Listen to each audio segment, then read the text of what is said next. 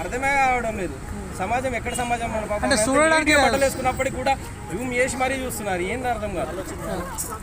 ఎంతసేపు వాళ్ళను ఎవరైనా ఫేమస్ అయితే కిందికి లాగాలి. ఇండియాలో ఉన్న దౌర్భాగ్యం ఏంటంటే ఎవడన్నా ఫేమస్ అయితే అని కిందికి లాగాలి, ఎవడన్నా ఫేమస్ అయితే కిందికి లాగాలి. ఇదే నడుస్తుంది. ఆమె ఏమైనా ఏ రోజన్నా తప్పు డ్రెస్ వేసుకోలే కదా ఆయన. కాకపోతే ఆమె ఒక రోజు ఎవరైతే ఒక అబ్బాయిని పచ్చళ్ళ కొనడానికి ఆమె ఒక కామెంట్ పెట్టిన అబ్బాయిని బూతులు తిట్టింది. సో అది చాలా బాధాకరంగా, దాన్ని కూడా మనం విమర్శించినాం. ఎక్కడ కూడా ఒక కస్టమర్ని ఎప్పుడు కూడా తిట్టకూడదు. కస్టమరే మన దేవుళ్ళు కదా. కస్టమర్ మనం పచ్చళ్ళు అమ్మినా, లేకుంటే కూరగాయలు అమ్మినా, లేకుంటే ఇంకో బిజినెస్ ఏది అమ్మినా కూడా కస్టమరే మన దేవుళ్ళు. కస్టమర్లు ఆమె తిట్టింది, దాన్ని మనం చాలా తీవ్రంగా వ్యతిరేకించినాం. అప్పుడు కూడా తిట్టిన తర్వాత ఇంకెక్కువ ఫేమస్ అయినట్టుంది.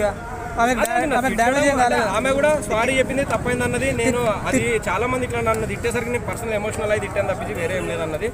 సో ఏదేమన్నా తిట్టడం వల్ల సినిమా ఛాన్స్ వచ్చింది. తిట్టిన కస్టమర్ల వల్ల, ప్రజల వల్లే బిగ్ బాస్ లోకి వెళ్తుంది ఇప్పుడు చాలా మంది. అవును కదా. ఎవరినైనా కూడా ఇతరుల తిట్లే మన దీవెనలు.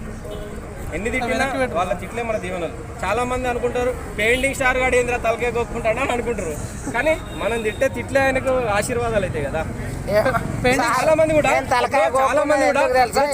కూడా